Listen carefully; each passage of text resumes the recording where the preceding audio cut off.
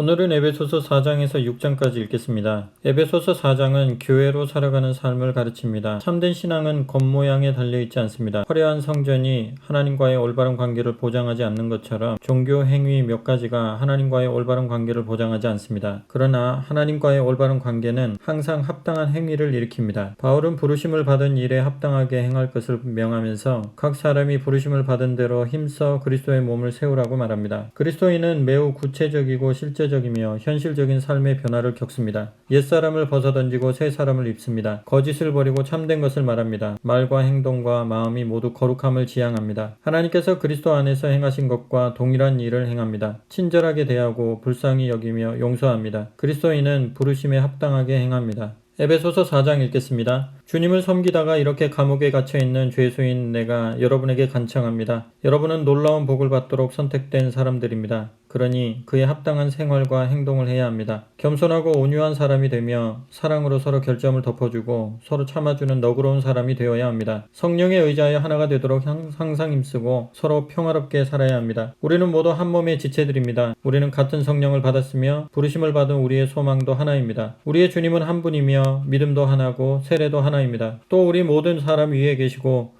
우리 안에 계시고 우리 모든 지체들을 꿰뚫어 계시는 하나님 아버지도 한 분이십니다. 그리스도께서는 우리들 한 사람 한 사람에게 특별한 능력을 주셨습니다. 그분의 풍성한 은사의 창고에서 알맞게 나누어 주신 것입니다. 시편 기자도 이렇게 말하였습니다. 사로잡은 포로들을 이끌고 높은 곳으로 올라가시며 수많은 사람들이 또 반역하던 무리에게 주께 바치는 선물을 모두 받으시는구나. 올라가셨다는 말은 무슨 뜻이겠습니까? 이는 곧 하늘의 가장 높은 곳에 계시던 그리스도께서 땅의 가장 낮은 곳까지 내려오셨다는 것을 뜻합니다. 가장 낮은 곳에 내려오셨던 그분은 이제 다시 가장 높은 곳으로 올라가셨습니다. 모든 것을 완성하려고 하늘 위로 올라가신 것입니다. 우리 가운데 어떤 사람은 사도로서 특별한 능력을 받았습니다. 어떤 사람은 설교를 잘할 수 있는 능력을 받았습니다. 또한 사람들을 인도하여 그리스도를 그들의 구주로 믿게 하는 특별한 능력을 받은 사람이 있는가 하면 양을 먹이는 목자처럼 하나님의 백성을 돌보며 하나님의 법도 안에서 인도하고 가르치는 은사를 받은 사람도 있습니다. 하나님께서 이렇게 우리들에게 최선을 다할 수 있는 특별한 능력을 주신 까닭이 무엇이겠습니까? 그것은 우리들 하나님의 백성이 하나님을 위해서 더 열심히 일할 수 있게 하여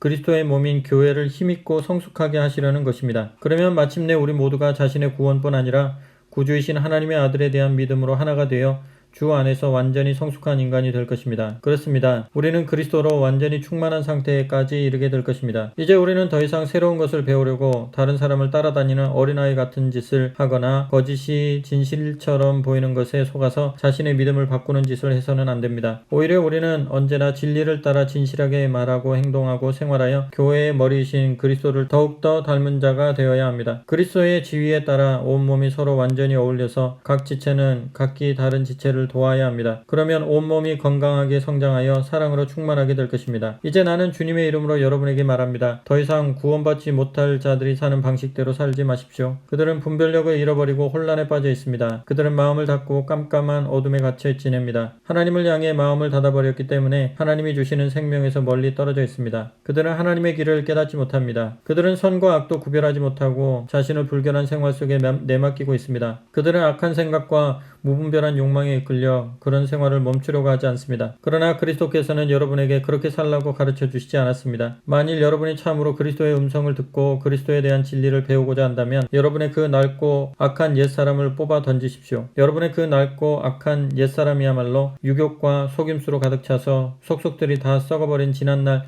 여러분의 자화상입니다. 이제 여러분은 태도와 생각을 새롭게 바꾸어야 합니다. 여러분은 전혀 다른 새 사람, 거룩하고 선한 사람이 되어야 합니다. 여러분은 새 사람이 되십시오. 거짓말을 하지 말고 진실만을 말하십시오. 한 몸의 지체인 우리가 서로 거짓말을 하면 우리 자신에게 상처를 입히는 셈이 됩니다. 혹시 분한 일을 당하더라도 원한을 품어서 죄를 짓는 일이 없도록 하십시오. 해가 지기 전에는 다 잊어버리고 냉정을 되찾으십시오. 여러분이 화를 내면 악마에게 발붙일 기회를 주기 쉽습니다. 만일 도둑질로 살아온 사람이 있거든 당장에 그 일에서 손을 떼고 그 손으로 정직한 일을 해서 어려운 사람을 도와주십시오. 악담을 하지 말고 상대방에게 유익하고 도움이 되고 복이 되는 말만을 하십시오. 성령을 슬프게 하지 마십시오. 성령께서는 구원이 완성되는 날 여러분에게 구원의 보증을 인쳐주실 분이라는 것을 잊지 마십시오. 심술궂고 불쾌한 태도와 성내는 버릇과 싸움과 가시돋친 말과 남을 멸시하는 태도를 버리고 친절하고 부드러운 마음을 가지십시오. 여러분이 그리스도의 사람들이라는 이유만으로 하나님께서 여러분을 용서한 것 같이 여러분도 서로 용서하십시오.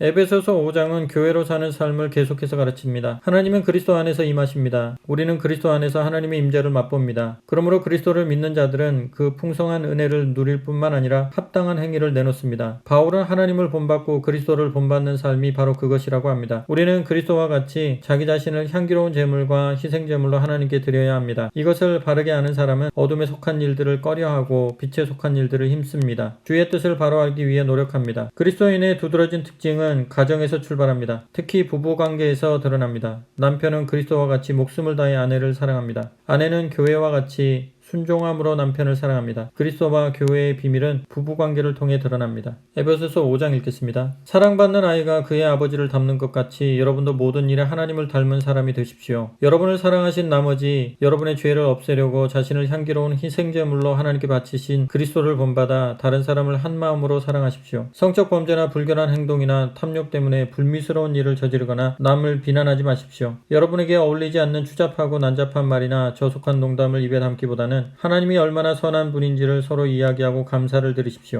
여러분은 그리스도와 하나님의 나라에는 불결하거나 탐욕스러운 사람은 들어갈 수 없다는 것을 잘 알고 있을 것입니다. 탐욕스러운 사람은 우상 숭배자이므로 하나님보다도 이 세상의 것을 더 사랑하고 숭배하고 있습니다. 이런 죄를 짓고도 그것이 옳다고 변명하는 자들에게 속아 넘어가지 마십시오. 하나님의 무서운 진노가 이런 자들에게 내릴 것입니다. 이들과는 상종도 하지 마십시오. 과거에는 여러분의 마음이 어둠에 쌓여 있었으나 지금은 주께서 주시는 빛으로 가득 차 있으니 생활로 그것을 증명해 보여야 합니다. 이 빛을 간직한 여러분은 선한 일과 옳은 일과 진실한 일만을 하십시오. 여러분이 과연 어떤 생활을 해야 주님이 기뻐하실지를 생각해 보십시오. 악과 어둠의 무가치한 쾌락에 몸을 맡길 수 있겠습니까? 그럴 수 없습니다. 오히려 그런 일을 폭로하십시오. 하나님을 믿지 않는 자들이 어둠 속에서 행하는 쾌락은 입에 담기에도 부끄러운 일입니다. 그러나 여러분이 그것들을 폭로할 때 빛이 그 정체를 밝혀줄 것입니다. 그러면 스스로 잘못을 깨우쳐 그 중에 몇 사람은 빛의 자녀가 될 수도 있을 것입니다.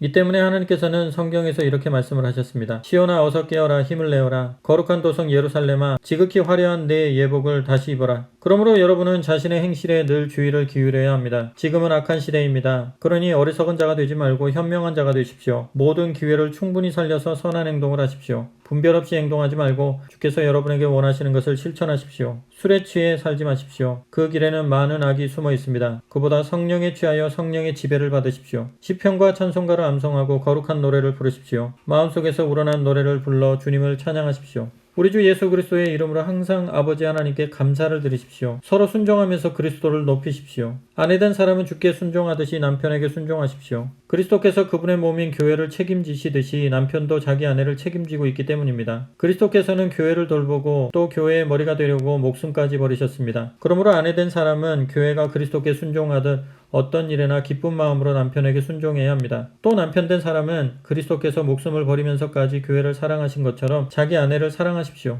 그리스도께서는 세례와 하나님의 말씀으로 교회를 씻어 거룩하고 정결케 하시려고 목숨까지도 버리셨습니다. 한 점의 티나 주름도 없고 어떠한 상처도 없는 거룩하고 흠없는 영광스러운 교회로서 맞아들이려고 그렇게 하신 것입니다. 이것이야말로 남편이 아내에게 취할 태도입니다. 남편은 아내를 자기 몸의 지체처럼 사랑하십시오. 남편과 아내는 이제 한 몸이 되었기 때문에 남편이 아내를 사랑하는 것은 자기 자신을 사랑하는 것입니다. 자기 몸을 미워하는 사람은 없습니다. 오히려 자기 몸을 더 사랑하고 돌보아 줍니다. 마치 그리스도께서 자신의 몸인 교회를 돌보아 주시는 것과 같습니다. 우리는 그리스도의 몸에 딸려 있는 각 지체입니다. 남편과 아내가 한 몸이라는 것은 성경도 증거하고 있습니다. 그러므로 사람은 부모를 떠나 자기 아내와 결합하여 둘이 한 몸을 이룬다라고 한 말씀이 바로 그것입니다. 여기에는 깊은 뜻이 담겨 있어 쉽게 이해하기 어렵지만 우리가 그리스도의 몸에 딸려 있는 각 지체라는 것을 뜻하는 데는 좋은 예입니다. 한 번 더 당부합니다. 남편은 아내를 자기 몸의 한 부분처럼 사랑하십시오. 그리고 아내는 남편에게 순종하고 진심으로 받들어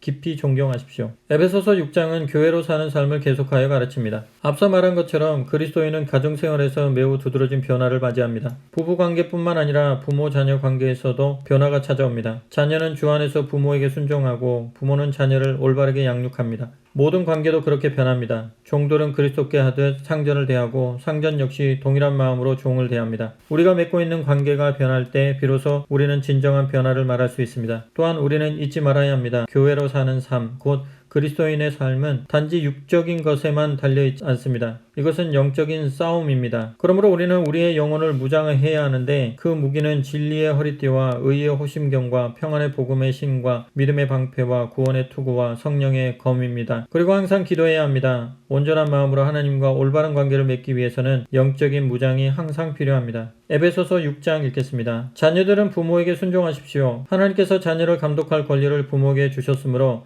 자녀들은 마땅히 부모에게 순종해야 합니다. 내 부모를 공경하라. 이것이 10계명 중에서 약속이 붙어있는 첫째 계명입니다. 그 약속이란 내 부모를 공경하면 너는 복을 받고 오래 살리라는 것입니다. 부모들에게도 한마디 당부하겠습니다. 자녀들을 너무 꾸짖지 마십시오. 또 잔소리를 늘어놓아 반항심을 일으키거나 분노를 품게 하지 마십시오. 그보다는 주님의 사랑이 담긴 훈계와 조언과 충고로 키우십시오. 종들은 주인에게 복종하고 섬기는 일에 최선을 다하십시오. 그리스도를 섬기듯 자기의 주인에게 봉사하십시오. 주인이 볼 때는 열심히 일하는 척하다가 뒷전에 가서는 딴짓을 해서야 되겠습니까? 하나님께서 원하시는 것을 마음을 다해서 행하고 그리스도를 위해 일하는 것과 똑같이 언제나 기쁜 마음으로 주인을 위해 열심히 일하십시오. 여러분이 종의 신분이든 자유인이든 간에 선한 일을 하면 일일이 주께서 갚아주신다는 것을 잊지 마십시오. 주인들도 지금 내가 종들에게 권면한 것과 같은 태도를 가지십시오. 종들을 윽박지르지만 말고 정당하게 대하십시오. 여러분 자신도 그리스도의 종이라는 것을 기억하십시오. 여러분의 주님은 그들에게도 주님이 되십니다. 주께서는 사람을 차별하시지 않습니다. 끝으로 내가 여러분에게 깨우쳐 드리고 싶은 것은 여러분 속에서 역사하시는 주님의 능력으로 강한 사람이 되라는 것입니다. 그러니 사단의 어떤 속임수나 올무에도 대항할 수 있도록 하나님의 무기로 무장을 하십시오. 우리가 싸워야 할 적들은 살과 피를 가진 인간이 아니라 육체가 없는 자들입니다. 다시 말해서 그들은 눈에 보이지 않는 세상의 악한 지배자들과 강력한 존재와 이 세상을 지배하는 어둠의 왕들과 영적 세계에 있는 무수한 악령들입니다. 그러므로 언제 적이 공격해 오든지 맞서 싸울 수 있도록 하나님의 무기를 다 사용하십시오. 그렇게 하면 전쟁이 끝난 후에도 여러분은 굳게 서 있을 것입니다. 이제 여러분은 진리의 허리띠를 띠고 하나님이 인정하신다는 흉패를 가슴에 붙여야 합니다. 평화의 복음을 전하기 위해 빨리 달릴 수 있는 신을 신어야 합니다. 어떤 싸움에서든 악한 세력이 쏘는 불화살을 막아 꺼버릴 수 있는 믿음의 방패를 들고 있어야 합니다. 그리고 구원의 투구를 쓰고 하나님의 말씀인 성령의 칼을 손에 쥐고 있어야 합니다. 여러분은 또한 항상 기도하십시오. 무슨 일에나 성령께서 원하시는 선 안에서 하나님께 간구하십시오. 여러분이 필요한 것을 계속해서 아뢰십시오. 각지에 흩어져 사는 그리스도인들을 위해 열심으로 기도하십시오. 내가 주님에 관한 것을 담대하게 말할 때나 주님의 구원이 이방 사람들에게도 임한다는 것을 설명할 때 하나님께서 적절한 말씀을 주시도록 나를 위해서도 기도해 주십시오. 나는 지금 하나님의 복음을 전하다가 쇠사슬에 매여 있습니다. 그러나 이 감옥 안에서도 주님을 증거하는 말을 담대하게 할 수 있도록 기도해 주십시오. 사랑하는 형제이며 주님의 일을 충실히 돕는 두기고가 여러분에게 나의 형편을 알려줄 것입니다. 내가 두기고를 여러분에게 보내는 것은 우리의 형편을 알리려는 뜻도 있지만 아울러 여러분이 그의 보고를 듣고 격려를 받게 하기 위해서입니다. 하나님 아버지와 주 예수 그리스도께서 나의 믿음의 형제들인 여러분에게 평화를 내려주시기를 기도합니다. 그리고 믿음과 더불어 충만한 사랑도 함께 베풀어 주시기를 기도합니다. 또한 우리 주 예수 그리스도를 진심으로 사랑하는 모든 사람에게 하나님의 은총이 함께하기를 기도합니다.